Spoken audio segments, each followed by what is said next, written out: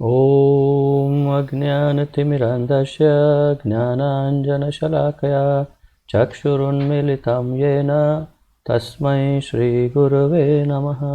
श्रीचैतन्यमनोभीष्टं स्थापितं येन भूतले स्वयं रूपकदा मह्यं ददाति स्वपदान्तिकं।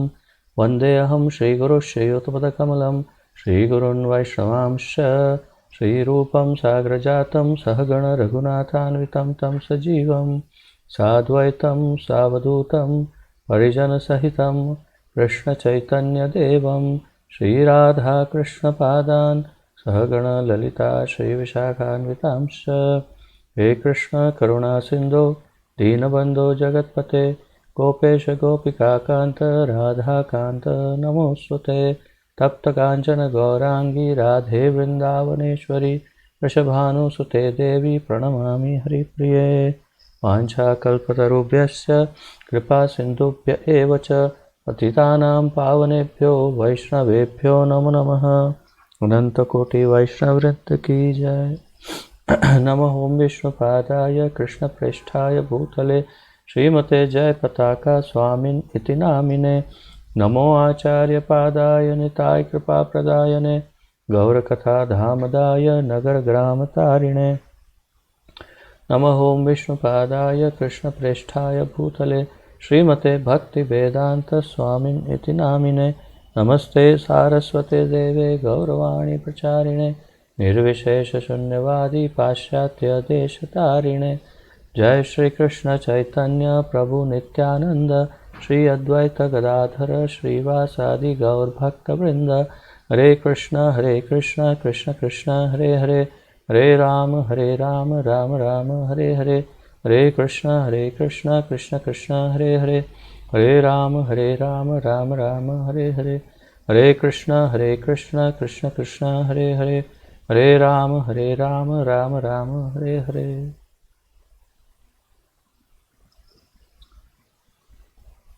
आप सबका स्वागत करता हूँ श्री ईशोपनिषद के ज्ञानमय यज्ञ में, जिसके अंतर्गत जैसा कि आप जानते हैं हम इस लघु ग्रंथ अत्यंत महत्वपूर्ण उपनिषद श्री ईशोपनिषद का अध्ययन कर रहे हैं। और इस अध्ययन में अभी हम 11वें मंत्र तक पहुँचे हैं। 11वें मंत्र का हमने तात्पर्य देखा है आधा, और शेष हिस्सा आज हम समाप्त करेंगे। तो उससे पूर्व 11वें मंत्र का एक लघु पुनरावर्तन, छोटा सा पुनरावर्तन करते हैं और उसके पश्चात आगे बढ़ते हैं जहाँ से परसों हमने विराम लिया था।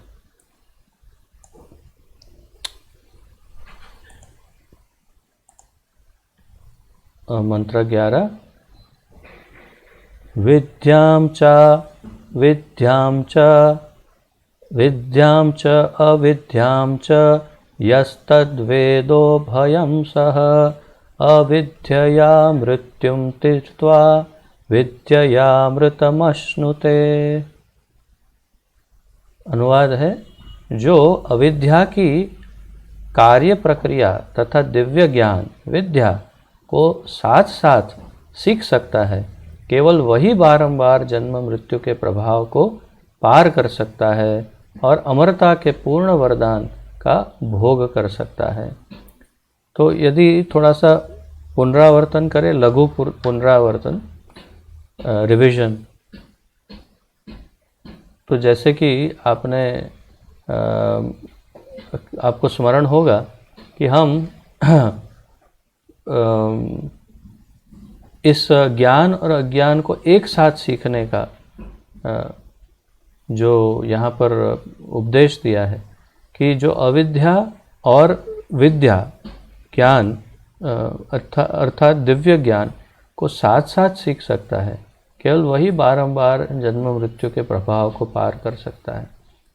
तो सलाह ये दी गई है कि जो आध्यात्मिक ज्ञान है, दिव्य ज्ञान, उसे भी, और भौतिक ज्ञान जो है उसका भी, दोनों को एक साथ बैलेंस करके और महत्व विद्या को अर्थात दिव्य ज्ञान को देते हुए जो आगे बढ़ता है, वही इस भवसागर को पार कर सकता है, ऐसा संकेत है। परंतु मुख्य रूप से अधिक महत्वपूर्ण क्या है, विद्या या अविद्या? तो स्वाभाविक है कि जो विद्या है, और वो भी कृष्ण भक्ति के उपलक्ष्य में जो विद्या है, अर्थात जो आध्यात्म ज्ञान की जो विद्या है, हमारे आत्मज्ञान की जो विद्या है, जो हमारे आत्म साक्षात्कार के लिए उपयुक्त जो विद्या है, वही महत्वपूर्ण है। और जो अविद्या है वो कितनी भयानक हो सकती है, उसका कुछ प्रभुपाद जी ने यहाँ पर उदाहरण प्रस्तुत किया था। और यदि आपको स्मरण हो तो उन्होंने हिरण्यकशिपु का उदाहरण प्रस्तुत करते हुए ये समझाने का प्रयास किया था। अब हिरण्यकशिपु के उदाहरण के पश्चात फिर हम आगे बढ़ते हैं और देखते हैं प्रभुपाद जी और क्या हमें बताते हैं। तो आज जहाँ से हमने कल पिछली बार विराम लिया था, वहीं से मैं आगे बढ़ता हूँ।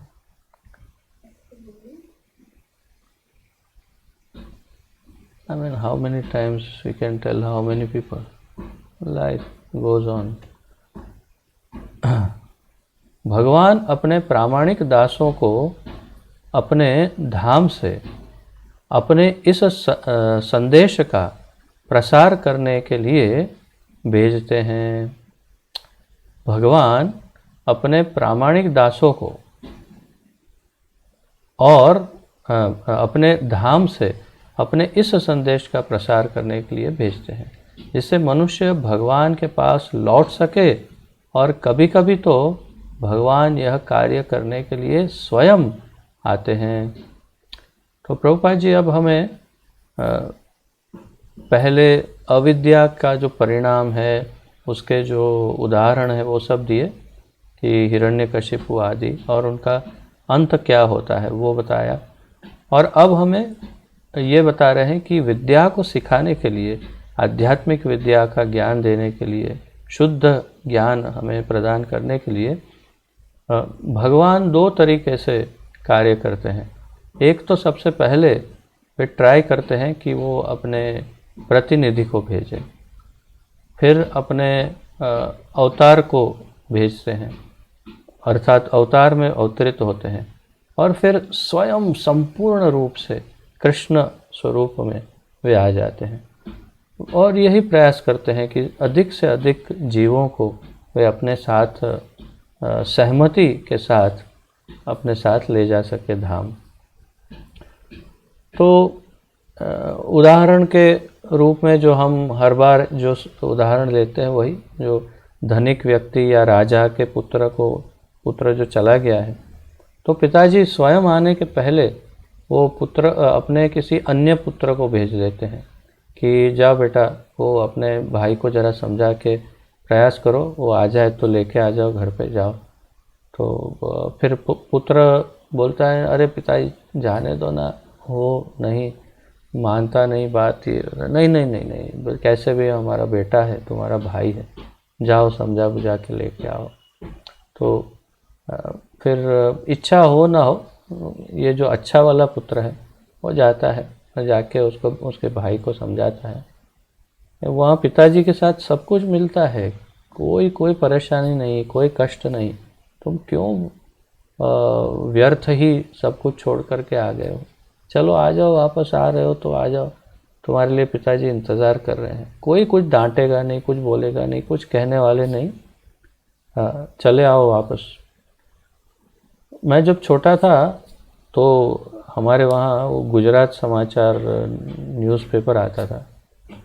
उन दिनों बहुत लोग घर से भाग जाते थे और फिर उनके घर वाले न्यूज़पेपर में इश्तिहार देते थे, अखबार में, कि ये गुम हो गए हैं और कृपया इन्हें ढूंढ के ले आइए। और फिर दिस गेटिंग लाउडर, या ओके, एक क्षण, पीछे थोड़ा काम चल रहा है, मैं 2 मिनट वीडियो बंद करता हूँ।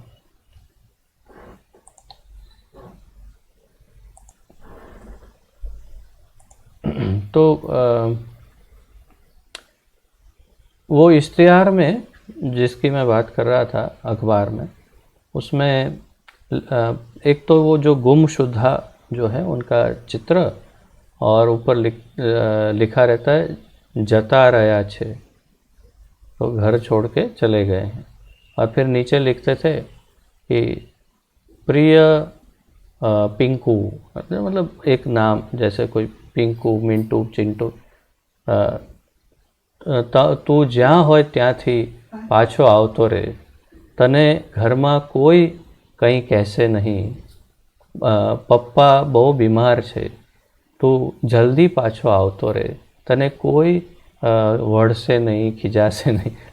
ऐसा सब, अर्थात ऐसा इश्तिहार देते थे कि बेटा तू जहाँ है वहाँ से वापस आ जा, तुझे कोई डांटेगा नहीं, पिताजी की तबीयत, माताजी की तबीयत बहुत ख़राब हो गई है, और हाँ कोई तुझे कुछ बोलेगा नहीं, तो वापस आ जा।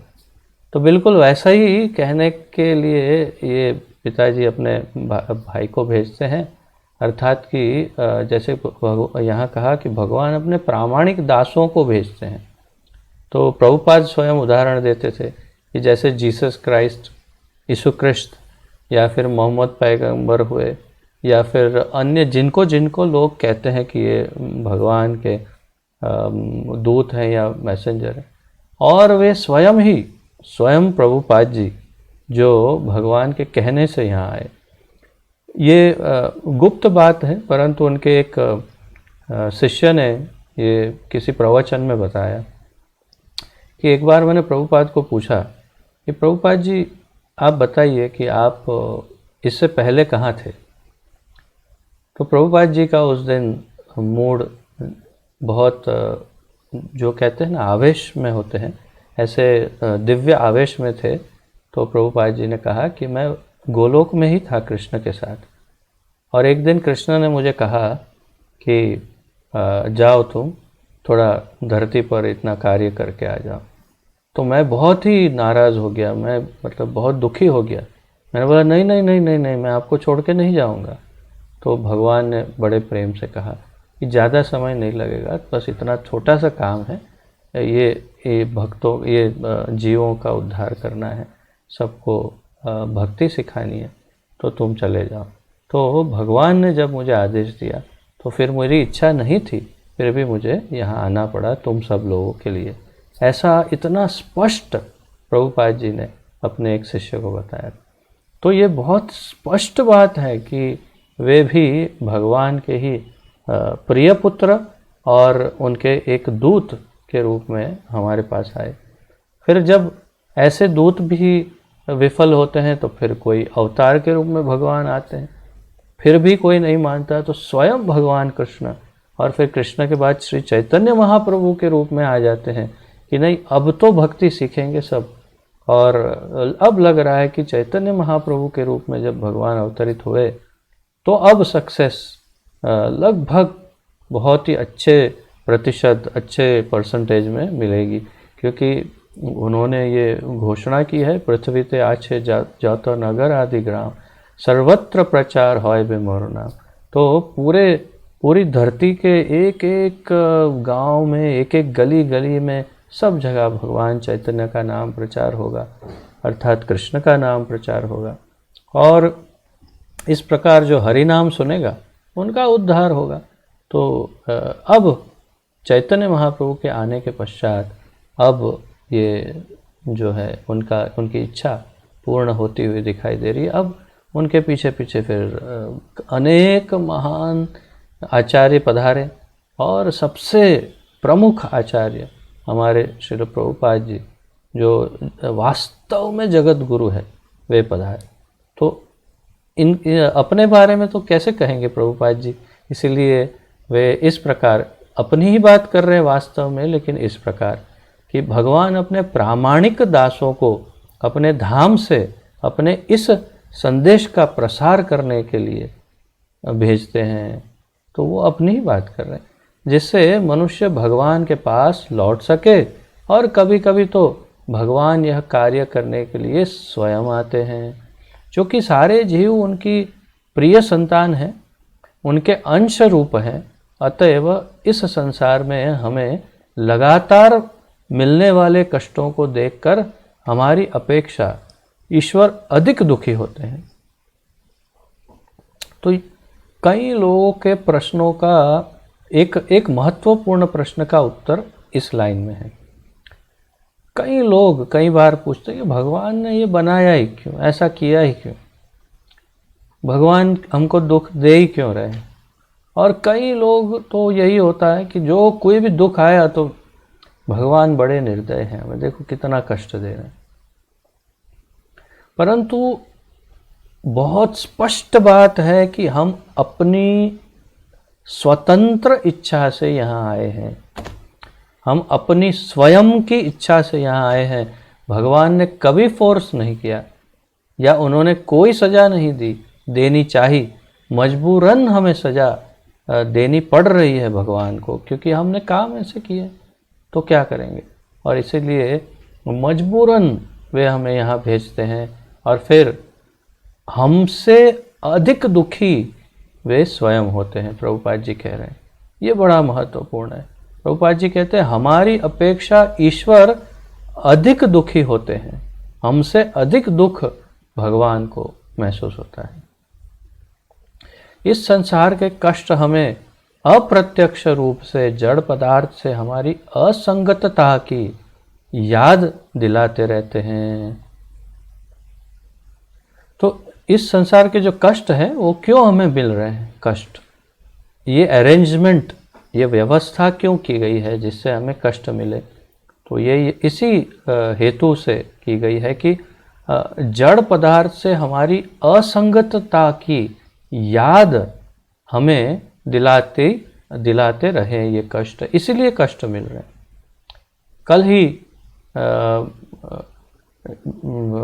कल या परसों मेरे ख्याल से राजेश प्रभु पूछ रहे थे, और मुख्य बात यही है कि मूल रूप से हम कष्ट इसलिए भोग रहे हैं।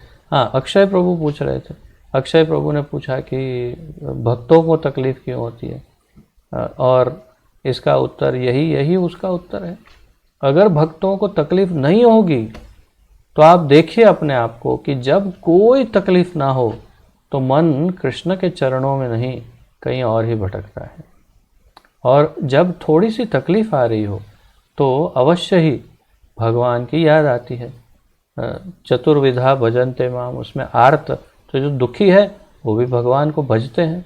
तो इसलिए ये थोड़े कष्टों की आवश्यकता है जिससे हमें ये याद आता रहे कि हम वास्तव में ये जड़ जगत के साथ हमारा कोई संपर्क, कोई नाता नहीं है। हमारा नाता तो भगवान के साथ है, दिव्य जगत में, चित्त जगत में, जहाँ पर हम कृष्ण के सेवक के रूप में, उनके प्रेमी के रूप में, उनके नित्य संगी के रूप में हमें रहना है। तो इसके लिए थोड़े से कष्टों की असंगतता की याद दिलाने के लिए हमारे लिए ये आवश्यक है।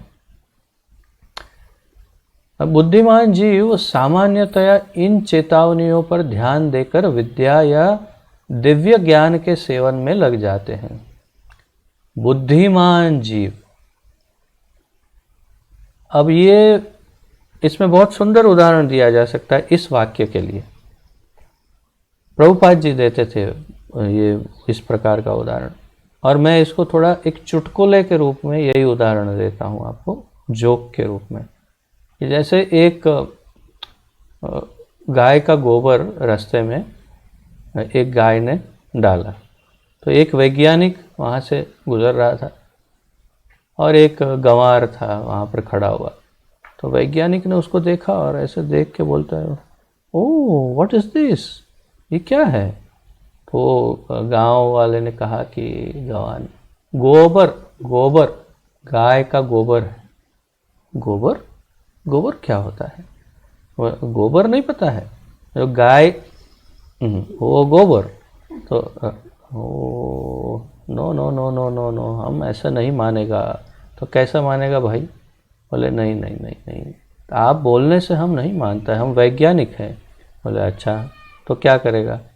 वो बोले एक मिनट, मैं टेस्ट चेक करेगा। ठीक है, तो वहाँ पर जाता है, एकदम नज़दीक में गोबर को एकदम नज़दीक से देखता है और फिर बोलता है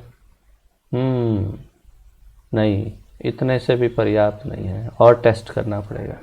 फिर अपना उंगली गोबर में डालता है और फिर उसको सूंघता है।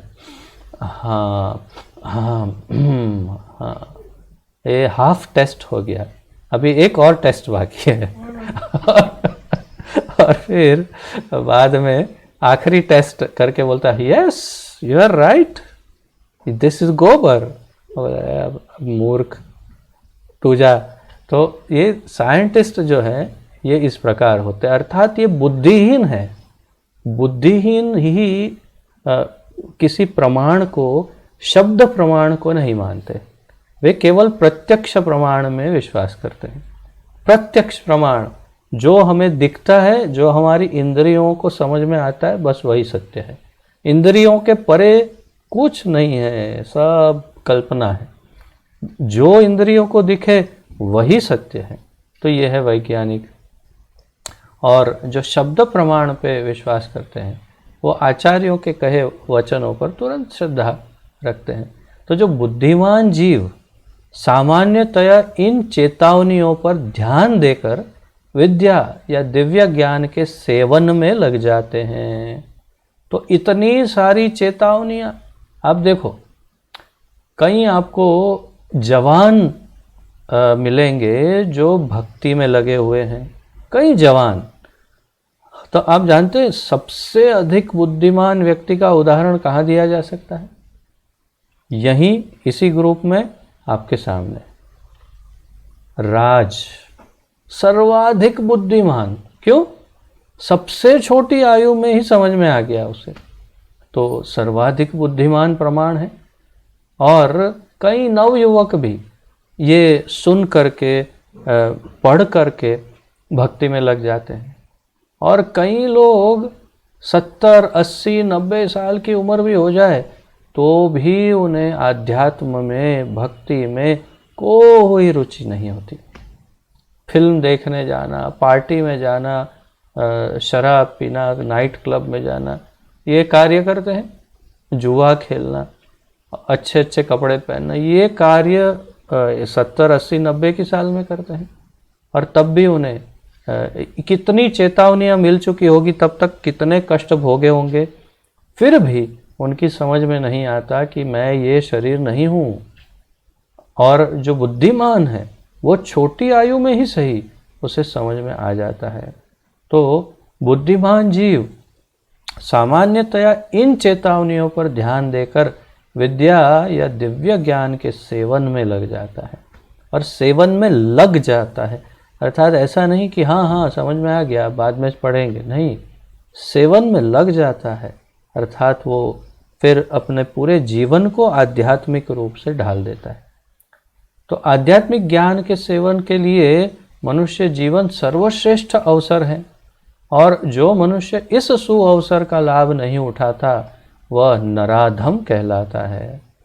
तो आपने देखा, हमने वो श्लोक का अध्ययन किया 60.15 आई थिंक, नमाम दुष्कृतिनो मूढ़ा प्रपद्यन्ते नराधमाः मायया अपहृत ज्ञाना आसुरम भावम आश्रिता। तो नराधमा, कौन नराधम है? जो इस इतना समझाने पर भी जो अपने शरीर को ही सत्य मानते हैं, इतने अवसर देने पर भी जो अपनी चेतना को जड़वत ही रखते हैं अर्थात जड़ जगत में ही चिपका के रखते हैं, वो नराधम है। वो मूर्ख भी है और नराधम भी है। और उनका क्या होता है वो तो भगवद गीता भगवान बता चुके हैं। इंद्रिय तृप्ति के लिए भौतिक ज्ञान की प्रगति, इंद्रिय तृप्ति के लिए भौतिक ज्ञान की प्रगति अर्थात अविद्या का मार्ग बारंबार जन्म तथा मृत्यु का मार्ग है।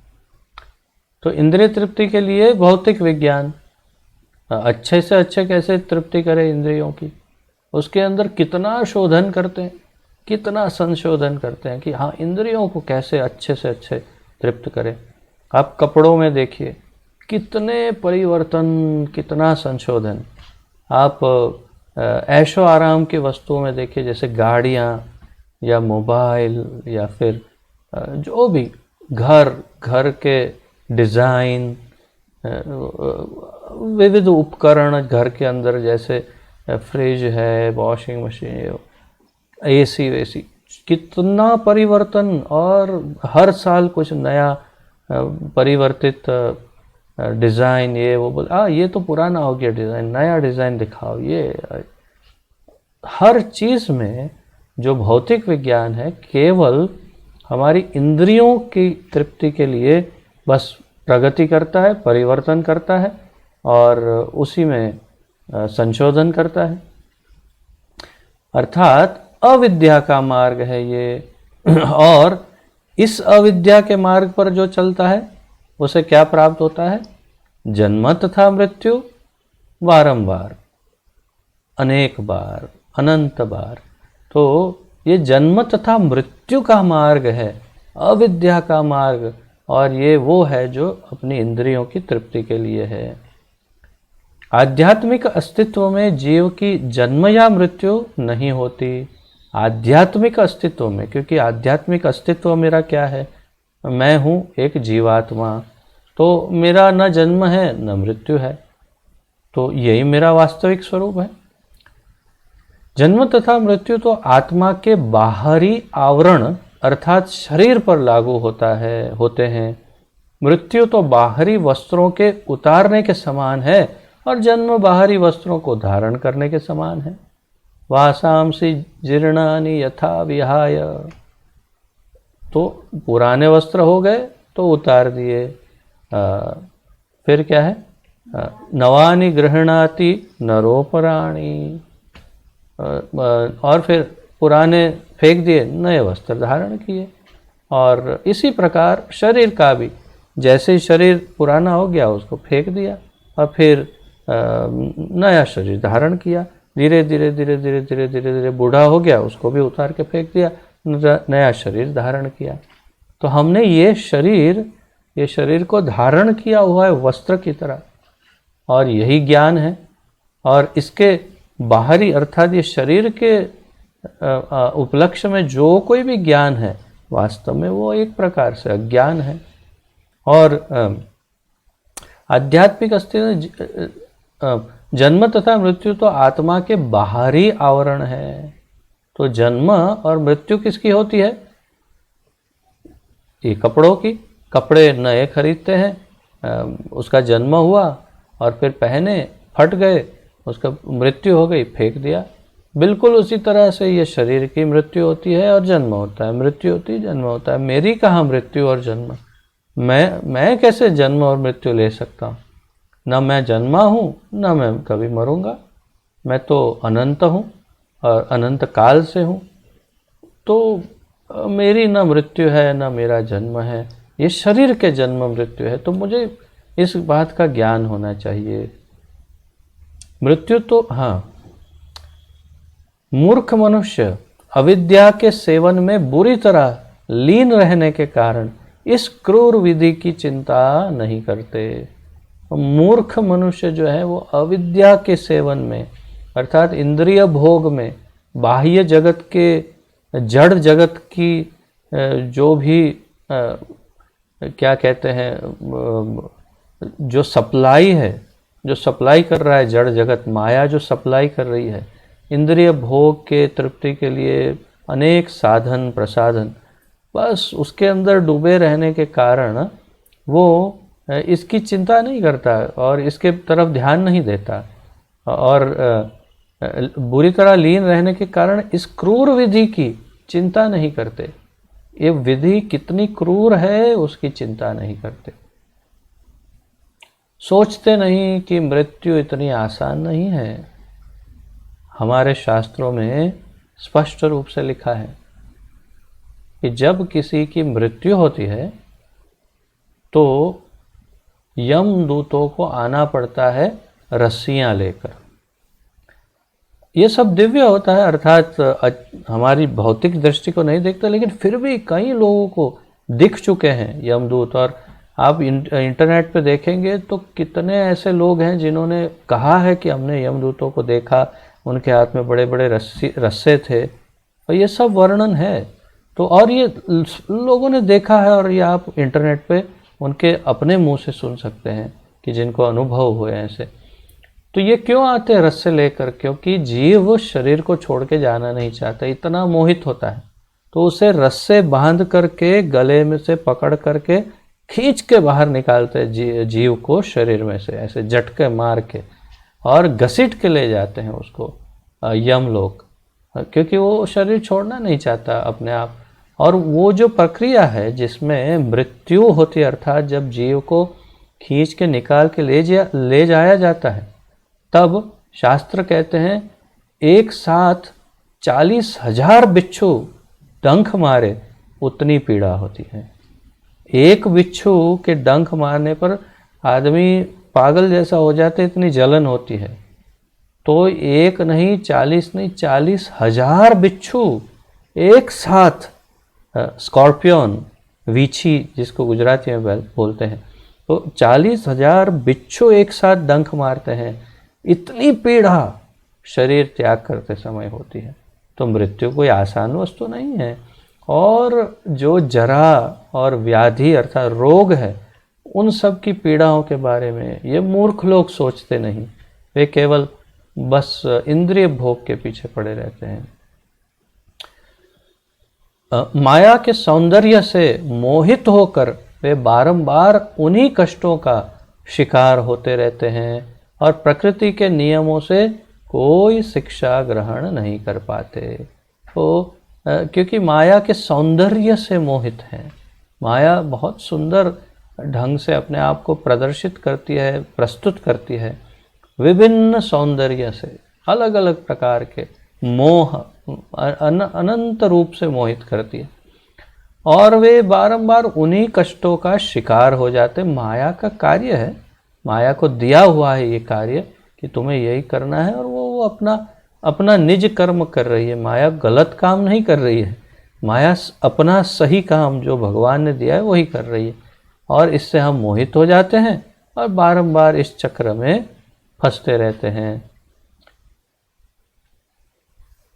अतः विद्या अर्थात दिव्य ज्ञान की संस्कृति मनुष्य के लिए अनिवार्य है। प्रभुपाद जी कहते हैं कि इसलिए यदि आपको मुक्त होना है वास्तव में, अगर आपने वास्तव में सच में बहुत दुख देख लिए हैं, तकलीफ़ें देख ली, और वास्तव में आपको लगता है कि नहीं बस हो गया, अब नहीं, बस अब सहन नहीं होता, और चाहे भले कितना भी सुख मिल जाए, लेकिन अब भौतिक सुख भी नहीं चाहिए, अब भगवान के धाम में जाना है, अब दूसरा जन्म नहीं लेना है, बारंबार जन्म मृत्यु के चक्र में नहीं आना है।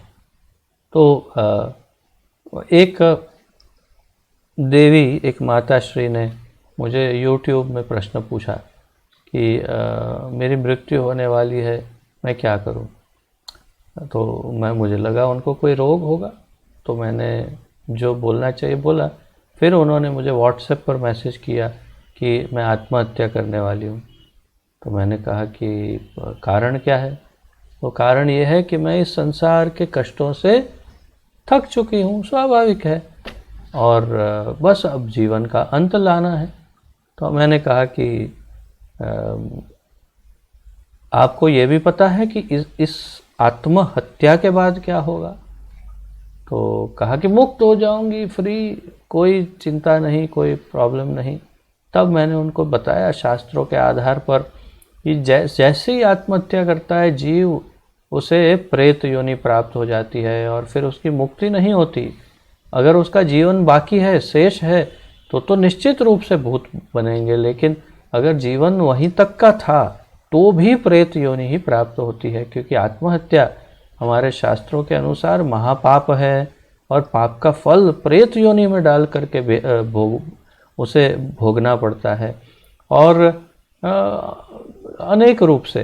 तो बहुत अधिक पीड़ा, जो अभी पीड़ा है उससे कई गुना ज़्यादा अधिक पीड़ा बढ़ जाती है उस योनि में, और भटकना पड़ता है कई वर्षों तक, डरना पड़ता है, डराना पड़ता है दूसरों को, ये सब काम कितने सालों तक चलते रहते हैं। और फिर जब कोई वैष्णव करुणामय वैष्णव दयालु वैष्णव आकर उद्धार करे तभी उद्धार होता है। इससे आपको चेंज के लिए एक सुंदर प्रभुपाद जी की स्टोरी बताता हूँ, वास्तविकता है।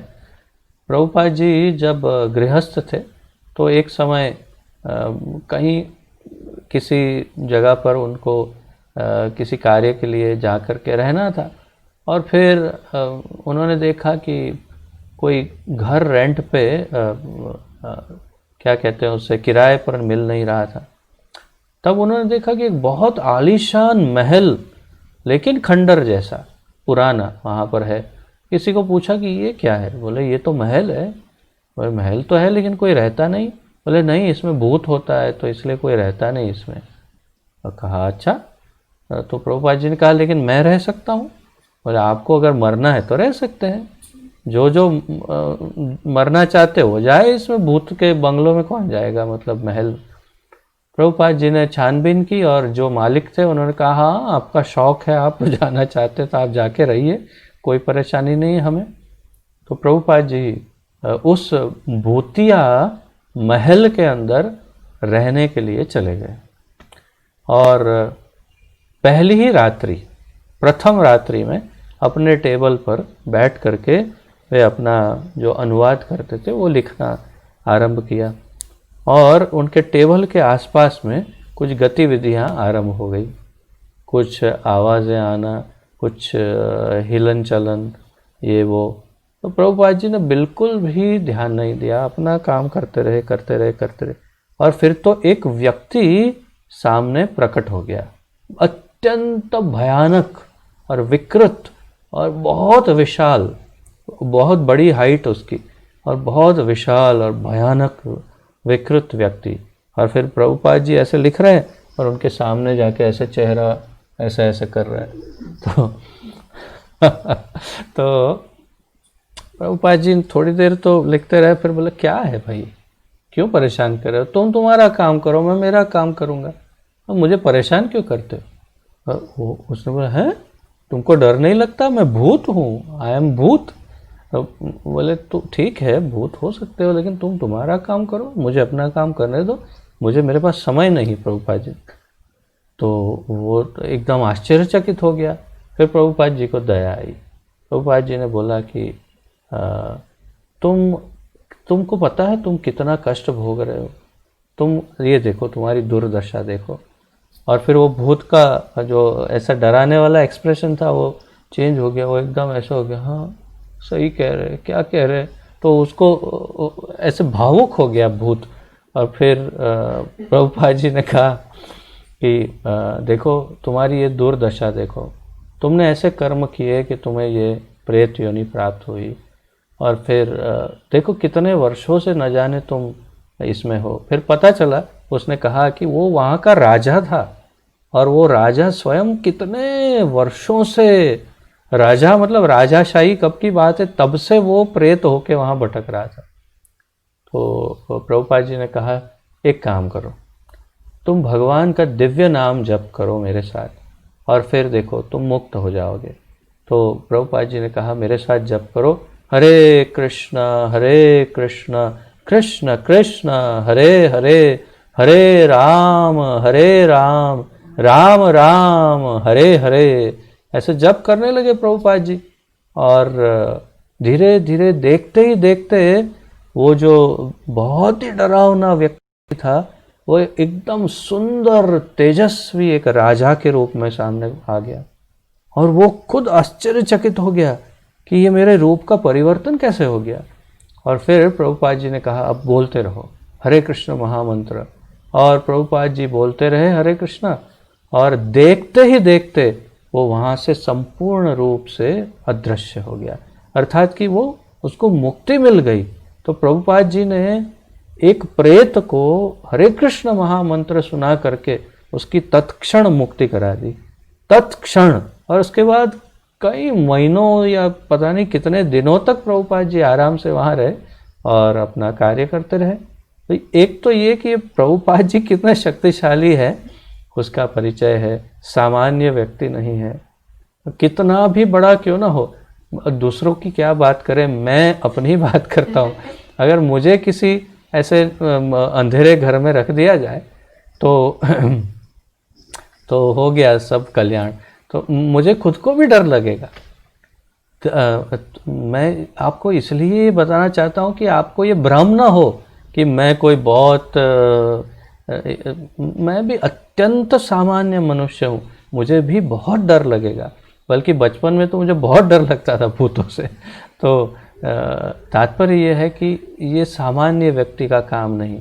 और एक और उदाहरण देता हूँ, मायापुर में, नवद्वीप में वे जब परिक्रमा करवाते हैं, तो इस बार नहीं ले गए थे शायद वहाँ पर, तो वहाँ पर एक जगह पर लेके जाते हैं वो, जहाँ पर एक पुराना सा किले जैसा था, और अब वहाँ पर बड़े बड़े गवर्नमेंट ने बोर्ड लगाए हैं, सरकार ने बोर्ड लगाए हैं कि हम ये प्रभुपाद जी, इस्कॉन के संस्थापक आचार्य श्रील प्रभुपाद जी के बहुत आभारी हैं कि इन्होंने इस जगह को भूतों से मुक्त करवाया, और अब हम यहाँ पर हमारा कार्य कर सकते हैं।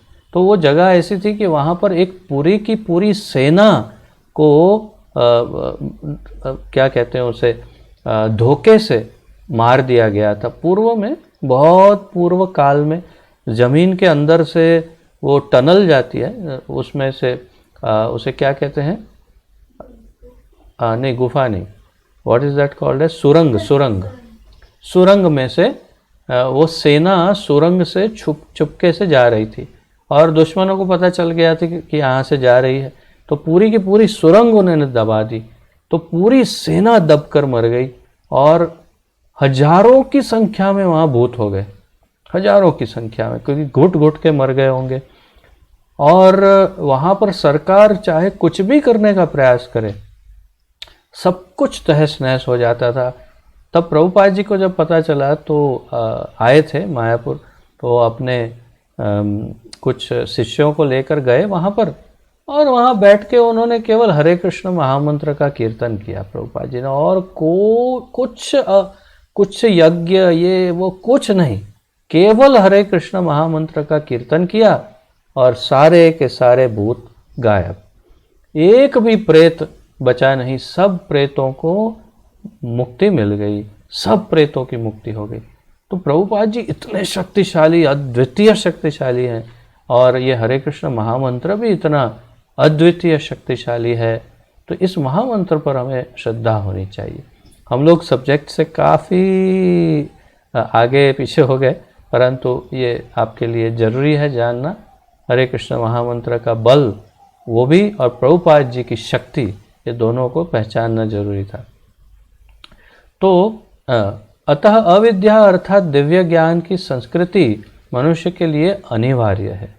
रुग्ण भौतिक दशा में इंद्रिय भोग को जहाँ तक संभव हो नियंत्रित रखना चाहिए। रुग्ण भौतिक दशा में, रोगी, हमारी ये रोगी दशा है, और इसमें इंद्रिय भोग जहाँ तक हो उसे हमें संयमित रखना चाहिए, जहाँ तक हो। अब हर एक इंद्रिय, हमारी एक एक इंद्रिय हमें खींच खींच करके कुछ न कुछ देने के लिए मांग करती रहती है, और हम ऐसे इंद्रियों के दास हैं, गोदास, गो अर्थात इंद्रिय, हम गोदास हैं, ऐसे इंद्रिय दास हैं कि हम हर इंद्रियों की सेवा करते रहते हैं। हाँ जी कहिए, आप क्या लेंगे? अच्छा, आपको पिज़्ज़ा चाहिए? हाँ हाँ, अभी अभी मंगवा देते हैं। आपको क्या चाहिए? अच्छा, वो फिल्म देखनी है, अभी आपको दिखा देते हैं। और आपको क्या चाहिए? वो पिक्चर का गाना सुनना है, हाँ हाँ अभी सुना देते हैं। एक एक इंद्रियों की हम ऐसे जी हाँ करके सेवा करते रहते हैं। आपको जो चाहिए हम दे देंगे।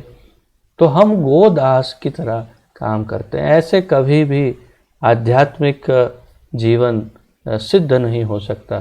तो यदि हमें वास्तव में मुक्ति चाहिए तो जितना हो सके, जितना संभव, यथासंभव इंद्रियों को संयमित रखना चाहिए। इस शारीरिक अवस्था में अबाध इंद्रिय तृप्ति अज्ञान तथा मृत्यु का मार्ग है। जिसके पास हिंदी बुक है शायद इसमें प्रिंटिंग मिस्टेक हो सकती है। मेरे में तो है। तो इस शारीरिक अवस्था में अबाध इंद्रिय तृप्ति, जो हम अबाध इंद्रिय तृप्ति अर्थात कोई सीमा नहीं, जो इच्छा हो इंद्रिय की वो दे दो, ऐसी जो अबाध इंद्रिय तृप्ति है वो अज्ञान तथा मृत्यु का मार्ग है।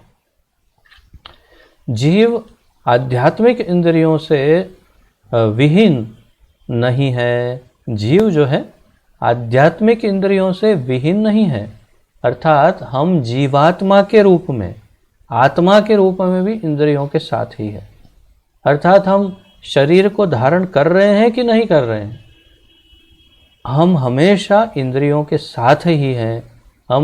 हमारी इंद्रियां हमेशा हमारे पास रहती है, परंतु दिव्य इंद्रियों में और ये स्थूल इंद्रियों में क्या कनेक्शन है, प्रभुपाद जी बताएंगे अभी। तो प्रभुपाद जी कह रहे हैं इस शारीरिक अवस्था में क्षमा कीजिए, जीव आध्यात्मिक इंद्रियों से विहीन नहीं है। प्रत्येक जीव अपने आदि आध्यात्मिक रूप में इन समस्त इंद्रियों से युक्त होता है। आदि आध्यात्मिक रूप में समस्त इंद्रियों से युक्त होता है, जो शरीर तथा मन से आच्छादित होने के कारण अब भौतिक हो गई है। तो हमारी जो दिव्य आध्यात्मिक इंद्रियां हैं वो इस जड़ जगत के संपर्क में आने से, माया के संपर्क में आने से, भौतिक आवरण के कारण अब ये आच्छादित हो गई है। प्रभुपाद जी कह रहे हैं जो शरीर तथा मन से आच्छादित होने के कारण अब भौतिक हो गई है।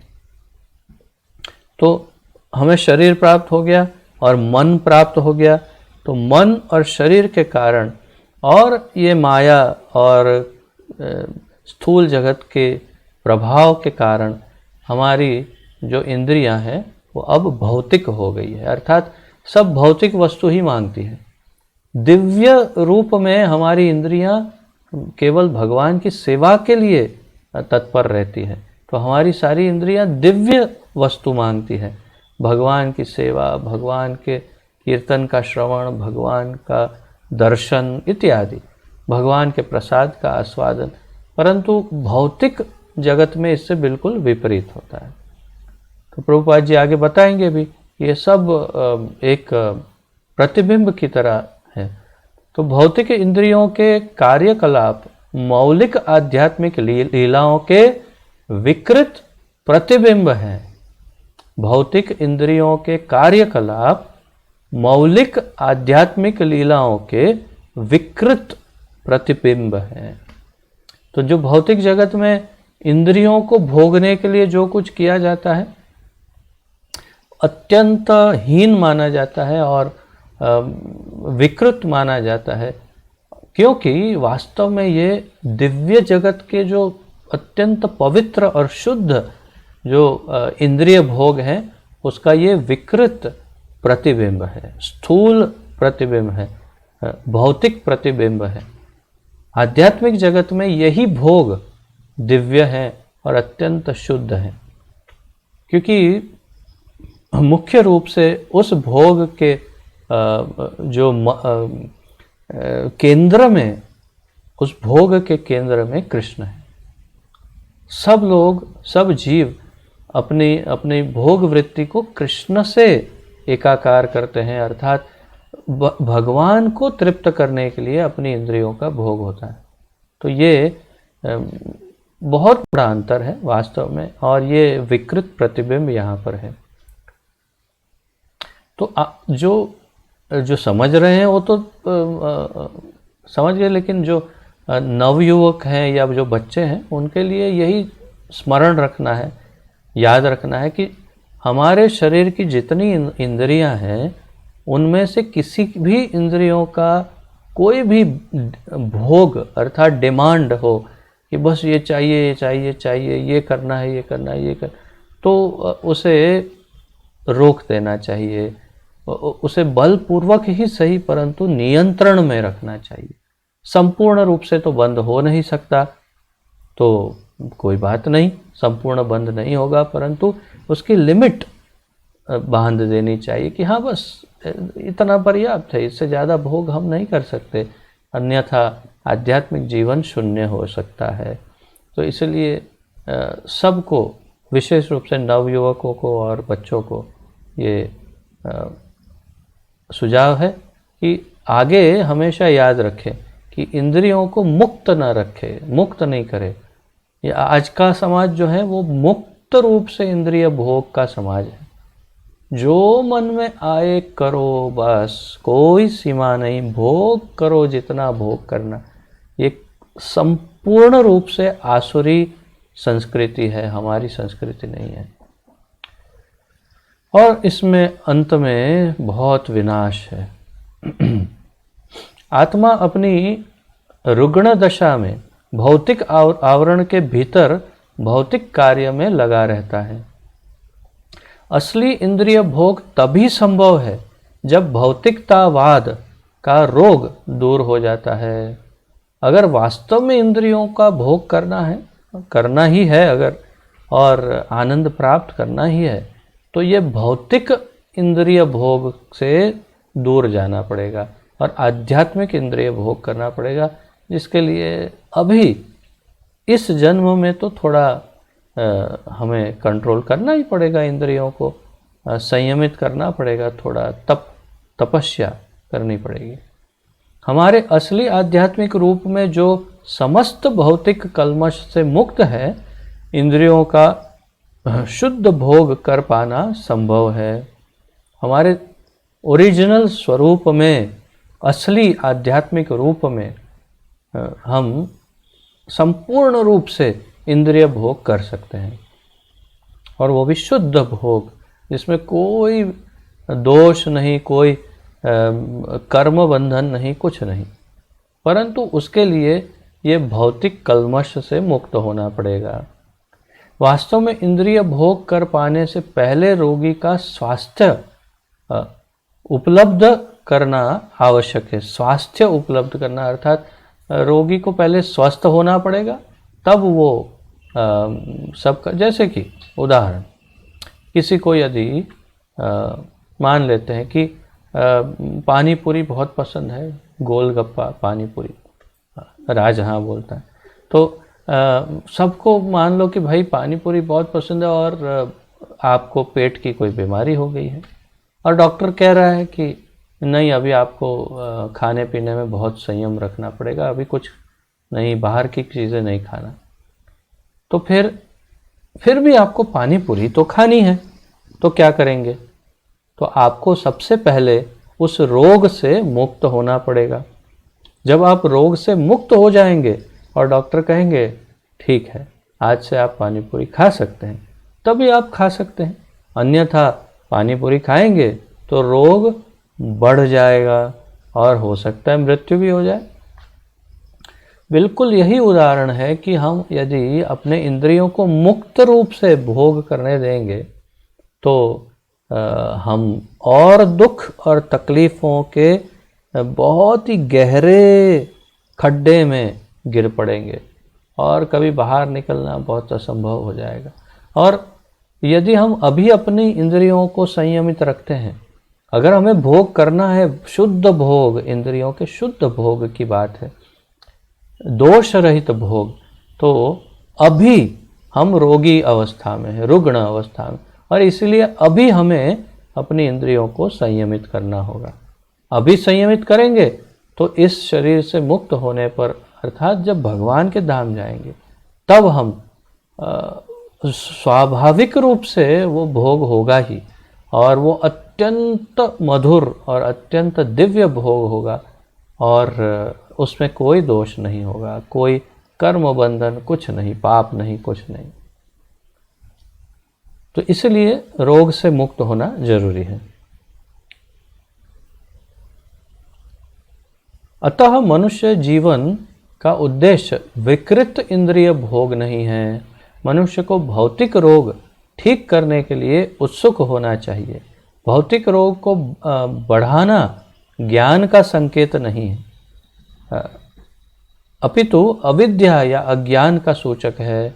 अच्छे स्वास्थ्य के लिए मनुष्य को अपने शरीर का तापमान 105 से 107 अंश डिग्री तक नहीं बढ़ाना चाहिए, अपितु सामान्य ताप या तापमान 98.6 अंश या डिग्री तक रखना चाहिए। प्रभुपाद जी कहते हैं अगर स्वस्थ रहना है तो कैसे भी बॉडी का टेम्परेचर, शरीर का तापमान जो है वो 98.6 डिग्री तक रहना चाहिए, तो बिल्कुल स्वस्थ शरीर है।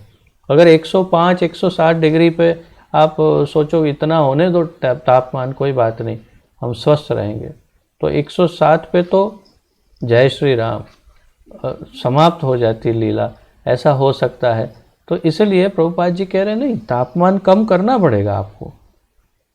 मनुष्य जीवन का यही लक्ष्य होना चाहिए कि हमारा तापमान 98.6 पे रहना चाहिए, अर्थात हमें सब इंद्रियों को संयमित करके जीवन को जीना चाहिए। भौतिक सभ्यता की आधुनिक प्रवृत्ति ज्वरग्रस्त भौतिक दशा के ताप को बढ़ाना है। भौतिक सभ्यता, ये जो क्षमा करें आधुनिक सभ्यता है, आधुनिक काल है, ये तो प्रभुपाद जी 50 वर्ष पूर्व की बात कर रहे हैं। अब तो इतना और भयानक हो गया है उससे, और आने वाले दिनों में और कई गुना ज़्यादा भयानक हो ही जाएगा, क्योंकि ये कलयुग का स्वभाव है। कलयुग बढ़ता ही जाएगा और अत्यंत घोर, अत्यंत निम्न स्तर पर चलता ही जाएगा। तो अभी जो भी है बहुत अच्छा समझ कर इससे मुक्त हो, जल्दी भागो, यही हमारे लिए उचित है। तो प्रभुपाद जी कह रहे हैं भौतिक सभ्यता की आधुनिक प्रवृत्ति ज्वरग्रस्त भौतिक दशा के ताप को बढ़ाना है, जो परमाणु शक्ति के रूप में 107 अंश तक पहुंचा हुआ है। तो ये जो भौतिक अभी जो संस्कृति है, मुक्त रूप से जियो, इंद्रियों को जितना जैसे चाहे भोग कराओ, और बस कोई सीमा नहीं, कोई नियम नहीं, कोई नीति नहीं, कोई बंधन नहीं। तो वो अपने शरीर के तापमान को 107 डिग्री तक ले जाने जैसा है ये सभ्यता, ऐसा प्रभुपाद जी कह रहे हैं। इसी बीच मूर्ख राजनीतिज्ञ चिल्लाते रहते हैं कि यह संसार किसी भी समय नरक को जा सकता है। यह भौतिक विज्ञान की प्रगति तथा अत्यधिक महत्वपूर्ण प्रकार के जीवन अर्थात आध्यात्मिक ज्ञान की उपेक्षा का परिणाम है। ये क्यों होता है? जो हो रहा है वो क्यों हो रहा है? उसका कारण एक ही है कि अत्यधिक महत्वपूर्ण प्रकार के जीवन अर्थात आध्यात्मिक ज्ञान की उपेक्षा, अर्थात ये जो भौतिक संस्कृति अभी फैली है, उसके मूल में एक ही कारण है, भगवान में अविश्वास, भगवान की सत्ता पर संपूर्ण रूप से अविश्वास, अश्रद्धा, और शास्त्रों पर अश्रद्धा, अविश्वास, संस्कृति जो भगवत ये वैदिक संस्कृति है उस पर अविश्वास, भगवान के अस्तित्व पर और अपने आत्मा होने के अस्तित्व पर अविश्वास, केवल जड़ बुद्धि, पशु जैसी बुद्धि कि मैं ये शरीर हूँ, बस देहात्म बुद्धि की वजह से ये हो रहा है, और ये उसी का परिणाम है।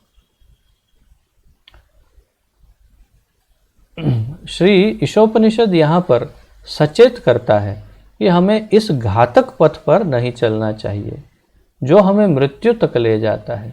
इसके विपरीत हमें आध्यात्मिक ज्ञान की संस्कृति का विकास करना चाहिए, जिससे हम मृत्यु के क्रूर हाथों से पूर्णतः मुक्त हो सके।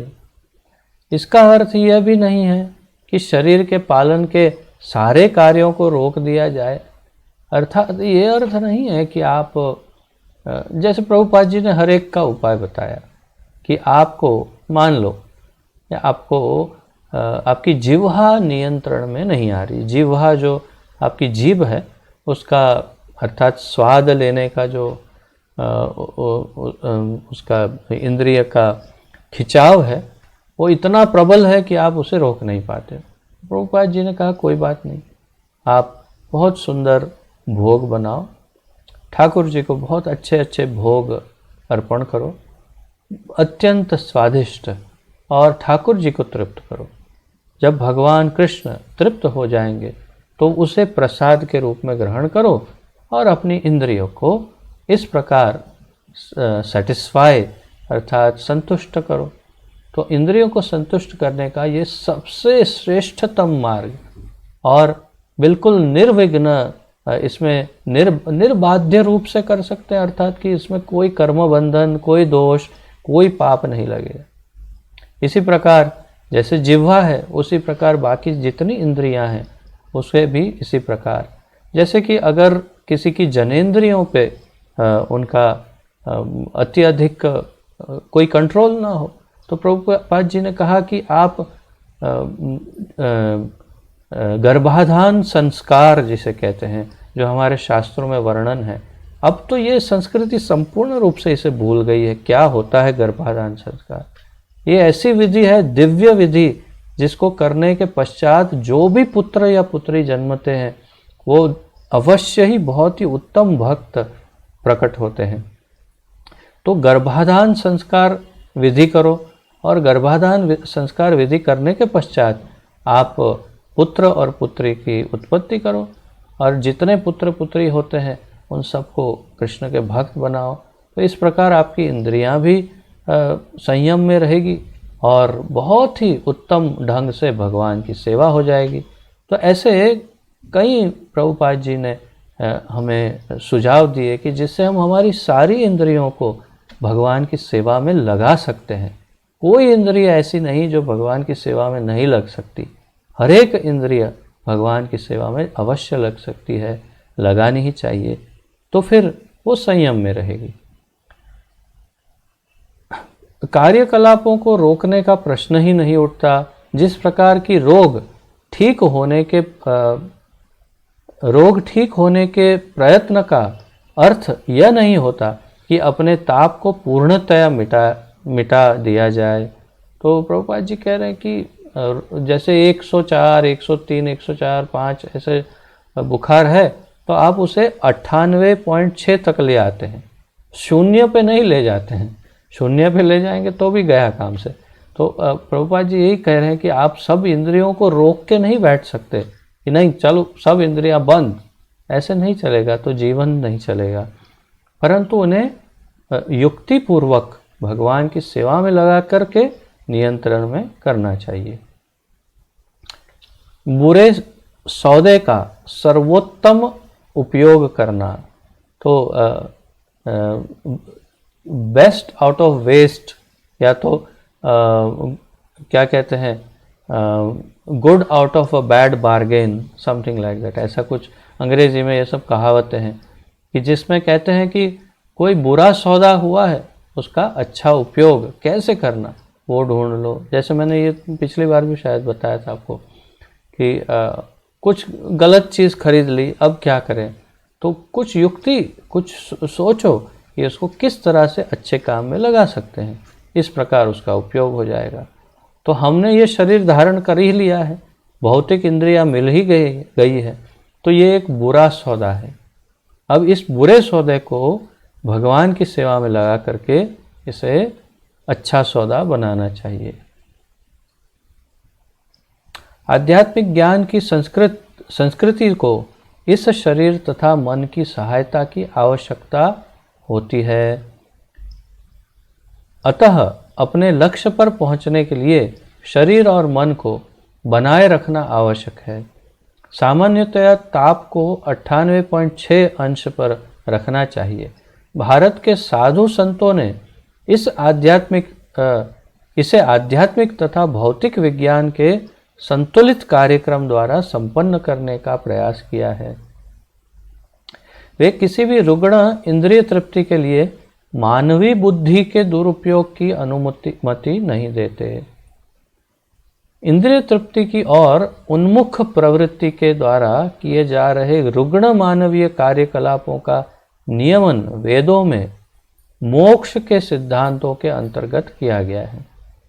इस पद्धति में धर्म, अर्थ, विकास, इंद्रिय तृप्ति तथा मोक्ष का उपयोग होता है, लेकिन आज के समय लोगों में धर्म या मोक्ष के प्रति बिल्कुल रुचि नहीं है।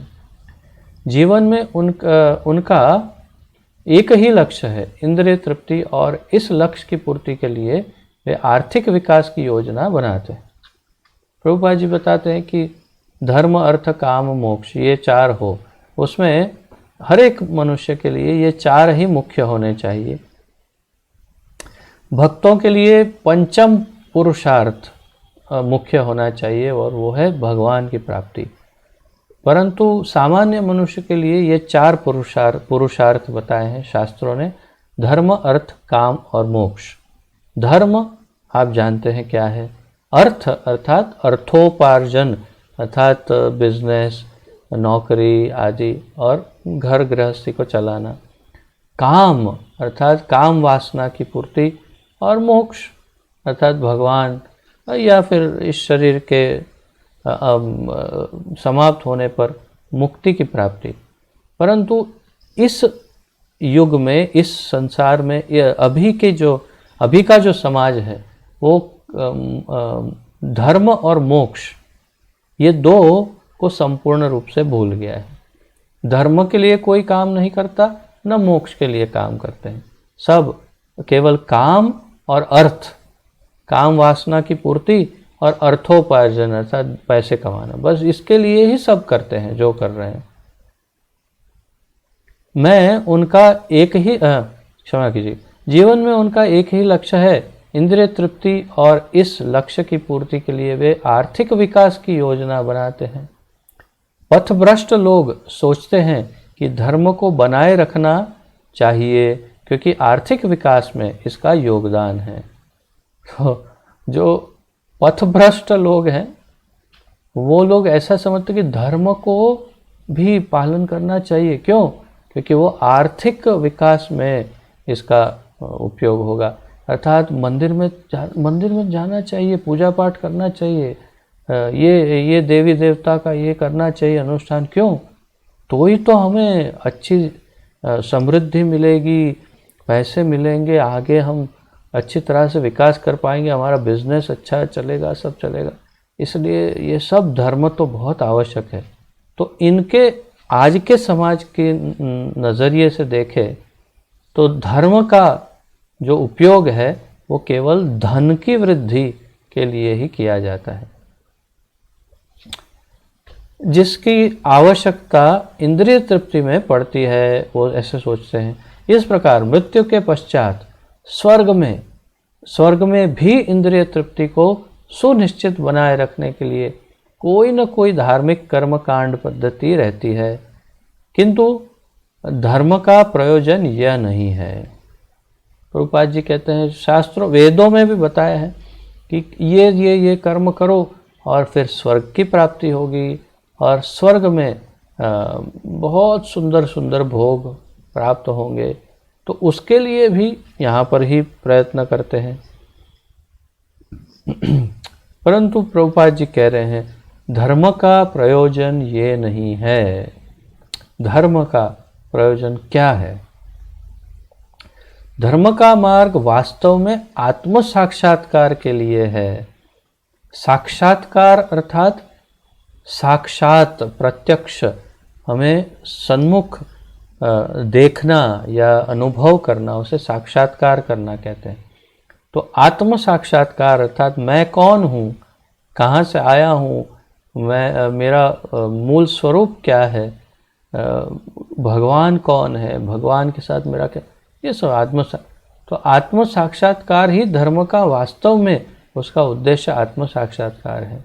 आर्थिक विकास शरीर को सुचारू एवं स्वस्थ बनाए रखने के लिए है। तो आर्थिक विकास तो शरीर के लिए है, परंतु धर्म आत्मा के लिए है। मनुष्य को विद्या या वास्तविक ज्ञान की अनुभूति के लिए जो कि मनुष्य जीवन का लक्ष्य है, स्वस्थ मन से स्वस्थ जीवन बिताना चाहिए। यह जीवन गधे की तरह काम में जुटे रहने या इंद्रिय तृप्ति के लिए अविद्या का अनुशीलन करने के लिए नहीं मिला है। ये जीवन एक गधे की तरह काम करते रहो, काम करते, अरे किसी को भी देखो, एक छोटे से छोटे मजदूर से लेकर के बड़े से बड़े धनवान लोग को देखो आप, 12-14 घंटा गधे के जैसा काम करते हैं। सबसे गरीब व्यक्ति से लेकर के वो सबसे धनवान व्यक्ति, जो भी इस तरह काम करते हैं, सब एक ही कैटेगरी में हैं। तो उनके लिए एक ही शब्द प्रयोग किया प्रभुपाद जी ने कि ये जीवन गधे की तरह काम में जुटे रहने या इंद्रिय तृप्ति के लिए, अविद्या का अनुशीलन करने के लिए नहीं मिला है। ये समझना बहुत आवश्यक है। वही जो अत्यंत प्रचलित श्लोक है,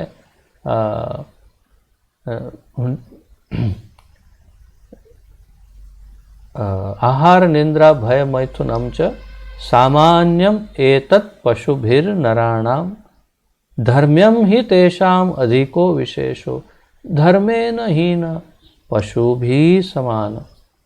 आहार, निंद्रा, भय और मैथुन।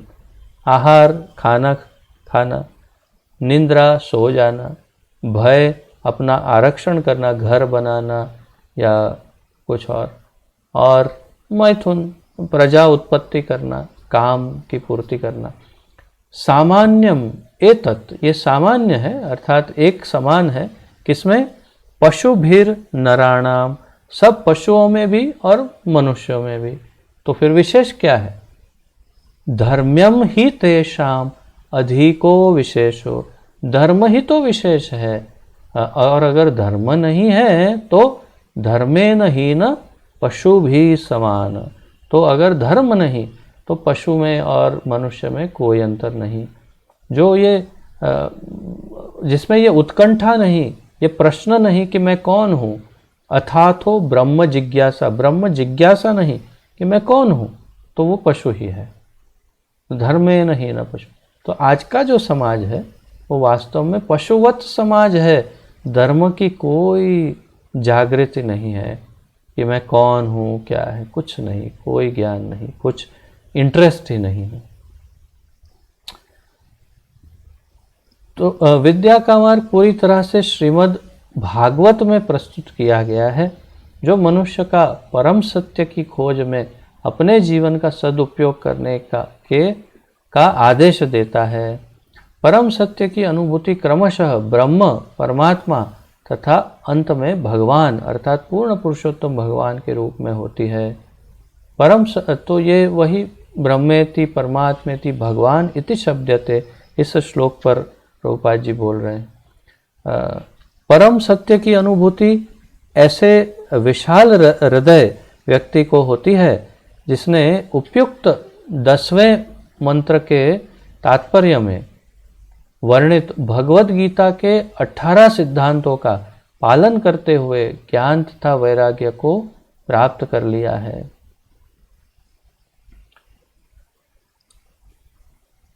परम सत्य की अनुभूति किसको होती है? उस विशाल हृदय, विशाल हृदय अर्थात हार्ट जिसका बड़ा हो, अर्थात हार्ट निकल के ऐसे बाहर दिखाई दे रहा हो, ऐसा नहीं, हृदय बड़ा हो अर्थात उसका भाई देखो समझने की बात है। कोई ऐसा समझे हाँ हार्ट बड़ा हो मतलब बाहर दिखाई देता होगा, तो चिंता मत करो। क्या है, यहाँ मेरे ऑडियंस में काफ़ी बच्चे बैठे हैं, तो श्रेया को देख रहा हूँ, राज है और भी बच्चे हैं, तो कभी कभी बीच बीच में थोड़ा उनका भी एंटरटेनमेंट करना पड़ता है। तो विशाल हृदय कोई भक्त है, कोई योगी है, तो उसकी बात कर रहे हैं कि जो परम सत्य की अनुभूति विशाल हृदय व्यक्ति कर सकता है, जिसने जो हमने 10वां मंत्र देखा है जिसके तात्पर्य में भगवत गीता के 18 जो सिद्धांत बताए उसका जिसने पालन किया हो या कर रहा हो, और वैराग्य जिसने, वैराग्य अर्थात विरक्ति सब वस्तुओं से, उसको जो जिसने प्राप्त कर लिया हो, उसे ही ये परम सत्य की अनुभूति प्राप्त हो सकती है। इन 18 सिद्धांत का मुख्य सार पूर्ण पुरुषोत्तम भगवान की दिव्य भक्ति प्राप्त करना है। इन सिद्धांतों का उद्देश्य है भगवान की भक्ति की प्राप्ति करना। अतएव सभी वर्गों के व्यक्ति को भगवान की भक्तिमय सेवा की कला सीखने के लिए प्रोत्साहित किया जाता है। अभी हाँ, थोड़ा सा, बहुत ही थोड़ा सा।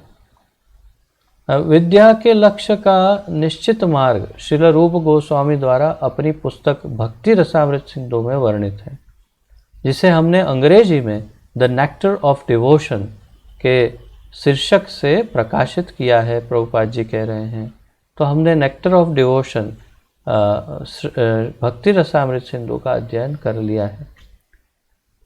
श्रीमद् भागवत 1:2-14 में विद्या की संस्कृति को निम्नलिखित शब्दों में संक्षिप्त रूप में दिया गया है।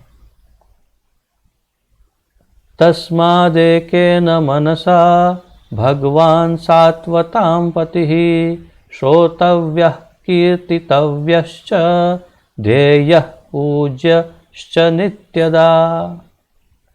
अतएव मनुष्य को उन पुरुषोत्तम भगवान का निरंतर श्रवण, यशोगान, स्मरण तथा पूजन करना चाहिए, जो भक्तों के रक्षक हैं। तो भागवत के श्लोक में 1:2-14 में क्या कहा? तस्माद एकेन मनसा, एक निष्ठ भाव से एकदम तीव्रेण भक्ति योगेन, उसी प्रकार एकेन मनसा भगवान सात्वतां पतिः श्रोतव्यः कीर्तितव्यः ध्येयः पूज्यः, तो उनका पूजन, ध्यान, उनका श्रवण, यशोगान, स्मरण ये करना चाहिए। तो क्या होगा? तो तभी हमें इस ज्ञान की प्राप्ति होगी, दिव्य ज्ञान की। तो अतः मनुष्य को उन पुरुषोत्तम भगवान का निरंतर श्रवण, यशोगान, स्मरण तथा पूजन करना चाहिए, जो भक्तों के रक्षक है। जब तक धर्म, आर्थिक विकास तथा इंद्रिय तृप्ति का लक्ष्य भगवत भक्ति की प्राप्ति नहीं होता, तब तक वे अविद्या के ही विभिन्न रूप होते हैं, जैसा कि श्री ईशोपनिषद के अगले मंत्र में सूचित होता है।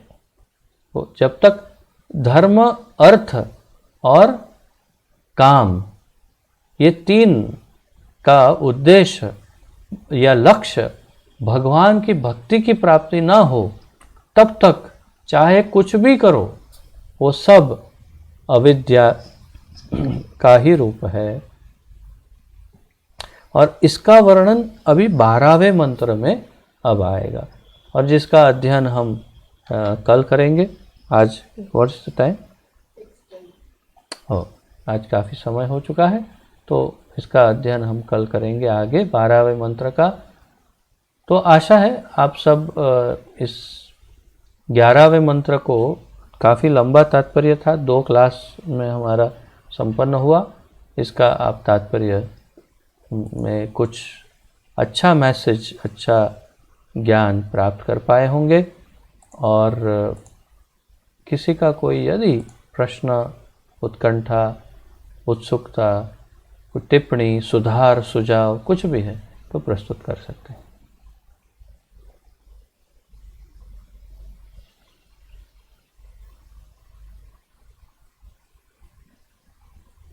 ठीक, हाँ, माता जी को कुछ पूछना है?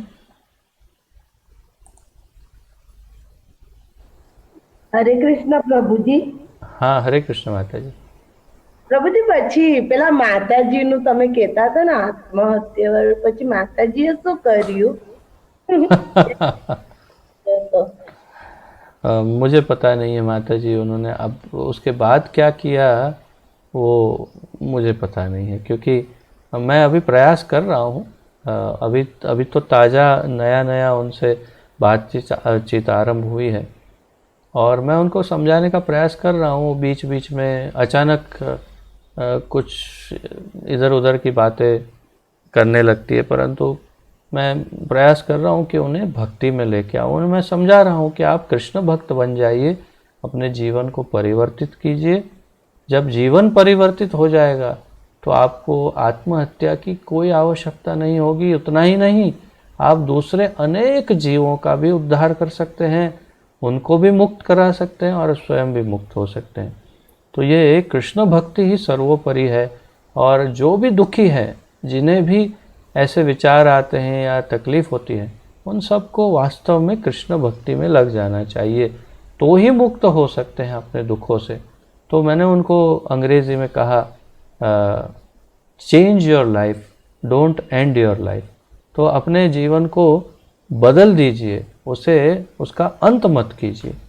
और वही बुद्धिमानी है, क्योंकि जीवन का अंत करने से और ज़्यादा दुख बढ़ जाएंगे, प्रेत योनि मिलेगी। और जीवन को बदल देने से मुक्ति अवश्य प्राप्त होगी हर प्रकार की तकलीफ़ों से। हो सकता है वो ऐसे बहुत छोटी नहीं है, काफ़ी ऐसे तो बड़ी है माता, परंतु किसी तरह अपने माता पिता पर या किसी पर निर्भर होंगी, शायद, अधिक तो मैं नहीं जानता। तो शायद हो सकता है वो अपने आप को मुक्त नहीं करा पा रही होगी उस पोजीशन में, परंतु मैं प्रयास कर रहा हूँ जितना जब हो सके। तो जब पता चल जाएगा कि एमનું પછી આગળ શું થયું તો હું તમને જણાવી દઈશ।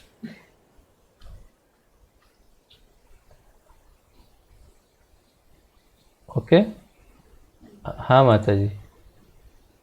हरे कृष्णा प्रभु जी, दंडवत प्रणाम। धन्यवाद। अभी जो आपने उत्तर दिया ना, वो अभी हमारा क्लास जब चालू हो रहा था ना, आप नहीं आए थे और मैं मतलब आप वेट कर रही थी, बैठी थी, जी। तभी मेरे पर एक फोन आया था। उसमें भी अच्छा। ऐसा ही बताया था, इतना दुखों से कंटाल गए, क्या करे, हर रोज रोज रोज मौत से मरने से अच्छा है कि भगवान हमको जल्दी मृत्यु के पास बुला ले, ऐसा ऐसा इतना। और बोलते बहुत डिप्रेशन में हूँ, आप मुझसे बात करो, मुझे कुछ अच्छा लगे, ऐसा कहो। तो देखो, ओहो, आज में हमारे प्रश्न का यही जवाब हमको मिल गया। हरी हरी, राधे आपने श्याम। बताया, अभी बताया। हरी हरी। तो अभी नहीं वो जब ये, मैं क्लास कंप्लीट होने के बाद उसको अभी मैं फोन करके आपने जो समझाया वो जी उसको मैं जी बताऊंगी। जी। और एक क्लास हमने दिया था जिसमें उसका शीर्षक ही है कि ये आत्महत्या से रिलेटेड ही हाँ उसका हाँ शीर्षक दिया था। हाँ, वो भी आगे आप आगे। उनको सुनने के लिए बोल सकते हैं, ये क्लास भी सुनवा दीजिए, आप उनको भेजिए, इसके लिंक भेज सकते हैं ताकि वो सुने और समझो। वास्तव उस क्लास में मैंने ये समझाया कि कितनी भयानक गति प्राप्त होती है जब आत्महत्या कर लेते हैं। तो शायद छठा बहुत, श्लोक में ऐसा है कुछ। हाँ ऐसा ही कुछ है, थोड़े श्लोक पूर्व ही हमने वो लिया था। तो आप उनको वो लिंक भेज सकते हैं। परंतु ये सत्य है, जो आत्महत्या करते हैं उनकी बहुत दुर्गति होती है, और इसलिए ये तो बिल्कुल ही मूर्खता है और कुछ नहीं है। और जीवन परिवर्तन क्यों नहीं हो सकता है? आप अपनी अपनी सिचुएशन को बदल दीजिए। जिस जगह पर हैं उसको छोड़ करके किसी अन्य जगह पर रहो, मंदिर में चले जाओ, मंदिर में रहो, वहाँ पर सेवा करो, भजन करो, भक्तों का संग करो। स्थान को परिवर्तित करने से अपने आप सब सही हो जाएगा। गृहस्थ उतना है प्रभु जी, घर कैसे छोड़ेंगे, ऐसा है। अब घर, शरीर छोड़ने को तैयार है, घर नहीं छोड़ सकते। ऐसा है। आप बताइए, ऐसा कैसे?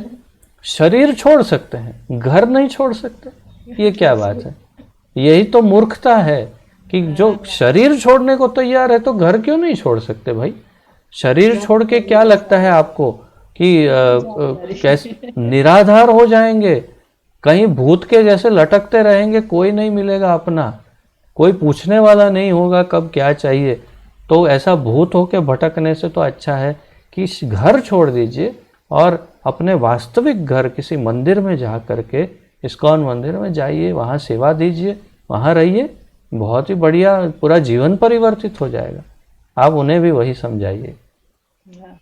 हरे कृष्ण। हरे कृष्ण। धन्यवाद। किसी और का कोई प्रश्न आदि? ठीक है, तो विराम लेते हैं। कल फिर 12वें मंत्र से आगे पुनः प्रारंभ करेंगे। श्री ईशोपनिषद की जय। पतित पावन अभय चरणारविंद भक्ति वेदांत स्वामी श्रील प्रभुपाद की जय। पतित पावन गुरुदेव की जय। आप सभी भक्तों की जय हो। निताय गौर प्रेमानंदे। हरि हरि बोल। हरे कृष्ण। आप सबको दंडवत प्रणाम।